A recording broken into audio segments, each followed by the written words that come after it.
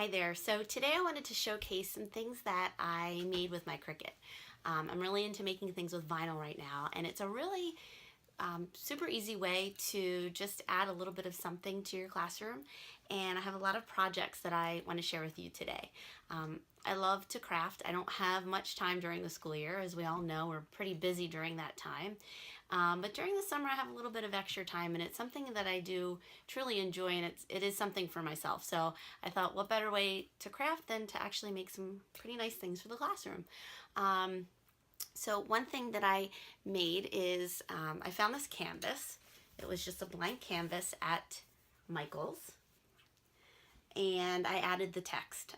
It was fun to kind of play around with fonts a little bit, and I kept working on it until I really liked the way that it looked. So this says, "Be the change you wish to see in the world."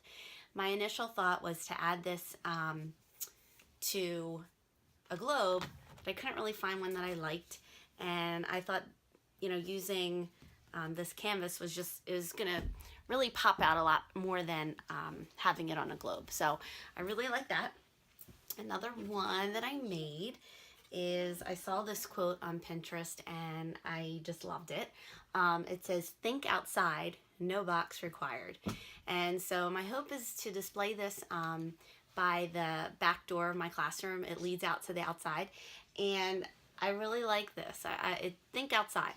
When I look at this, I'm hoping that it's a reminder for me to get the kids outside for, playing on the playground for a brain break. Maybe do some lessons out there, some reflections under the trees. Get outside and just kind of be mindful and close our eyes and, notice, feel the air on our faces, and just kind of listen. What kind of sounds do we hear and things like that. So I think that it's really, being mindful is one thing that I'm really hoping to continue to explore with my students this year. And what better way to be mindful than to get outside and really connect with nature. The other thing I was hoping to do was bring a little bit of nature into my classroom. And, with plants, we have sand or Zen garden, putting rocks in there.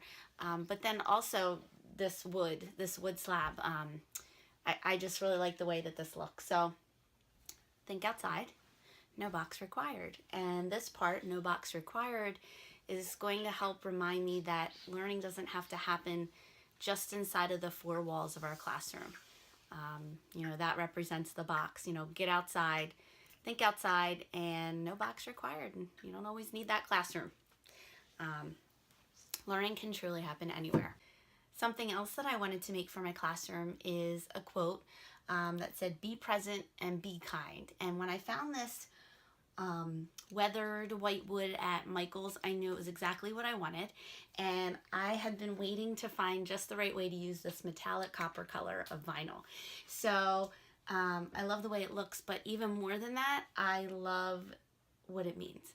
So this is a simple quote: "Be present and be kind," yet so powerful.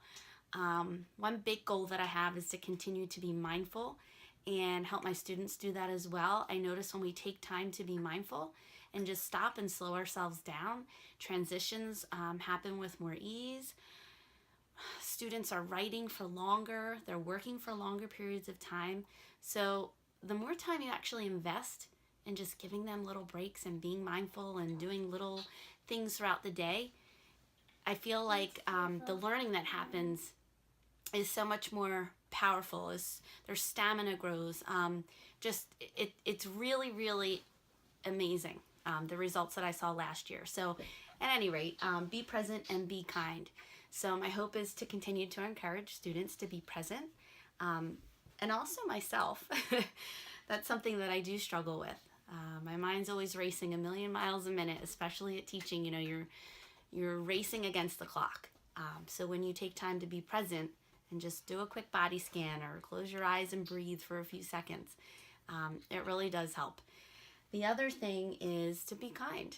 Who doesn't want their students to be kind to one another? And so I know some classrooms, some teachers have only one rule, and that is be kind. And what a great message for students. So the more we model kindness and encourage kindness, I feel like the more our world is going to be kind to one another. So be present and be kind. Simple, yet very powerful. That was was another one. And so those are really just 3 different quotes that I wanted to hang in the classroom. Simple. I just found a background and I applied the vinyl right to it. And I love to play around with fonts, so that was something that was exciting for me. So something else that I made was this conversation box. I did already create a YouTube video on how to make this box, as well as the conversation cards inside. So if you want to know more about that, I'll be sure to link the video below. But I love the way that this looks. It was fun to design. I loved kind of pulling everything together and seeing the finished product. Love this. I kind of want to just stand this up in my room on a shelf. So this will not be going in a drawer. Something else that I made is I found this this caddy at Target, and so I wasn't sure how I was going to use it. It's pretty big. I think it's more for picnics and whatnot. I found it around the 4th of July.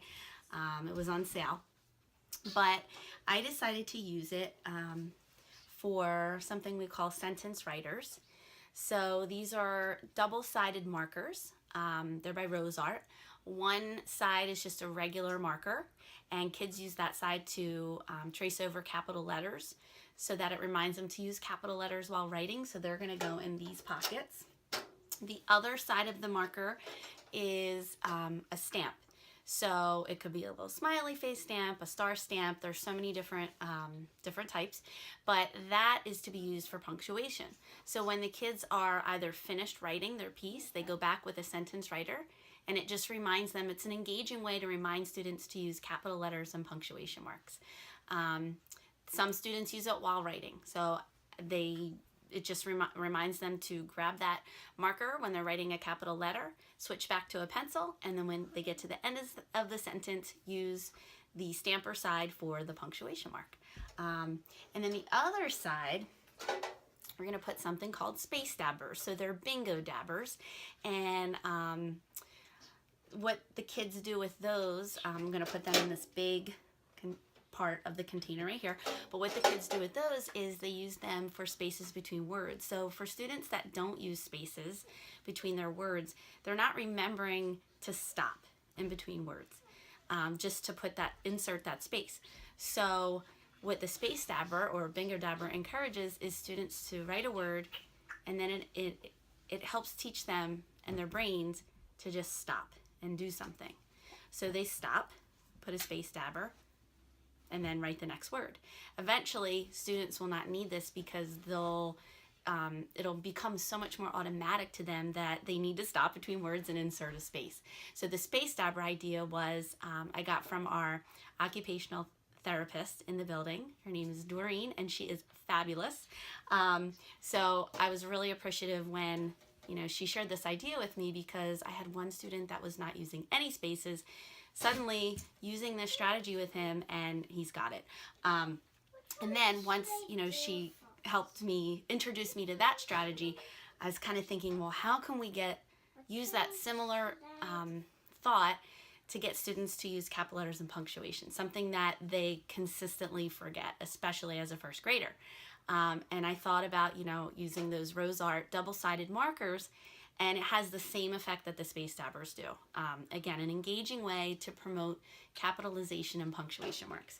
So then I thought, well, I'm not going to keep it on the shelf this way or this way. I'm probably going to keep it on its side so students have access very easily to all the contents inside.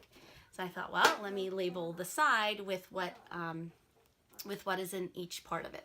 So I put space dabbers here with a little arrow, sentence writers here with some arrows up top, and just a fun way to kind of present what's inside. And again, I had a lot of enjoyment creating this side and designing it.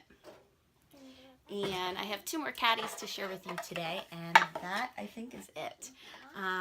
These are from Target's Bullseye's Playground, and they were $3 each. I have a blue one and a green one, and I was kind of thinking about teaching students and having conversations about tools. So starting with a toolkit, bringing in a hammer, screwdriver, things like that, and just talking generally about tools and who uses those kinds of tools. So then I wanted to stretch it and make the connection to writing tools. So I labeled this with a writing toolkit. And so inside here, we'll, just brainstorm things that writers would need for their tools. Pencils, erasers, maybe sentence writers, space dabbers, space sticks, whatever we come up with. So I'd like to put something in here to represent each as the year goes on.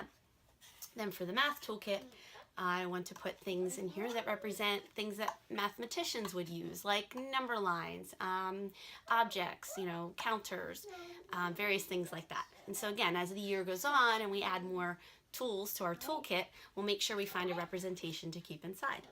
I do have plans for making a reading toolkit. They did have a red one of these at Target, but I found something like a little bit better at IKEA, so I'll be sure to share that when I finally get around to creating that. But today, again, I just wanted to share with you some of the things that I had made with my Cricut, and it was enjoyable to make. I like doing those things. I like graphic design, and so it was a fun way for me to spend my time and come up with something that I would be able to use specifically in my classroom. So I hope you enjoyed, and I hope you have a great day. All right, take care.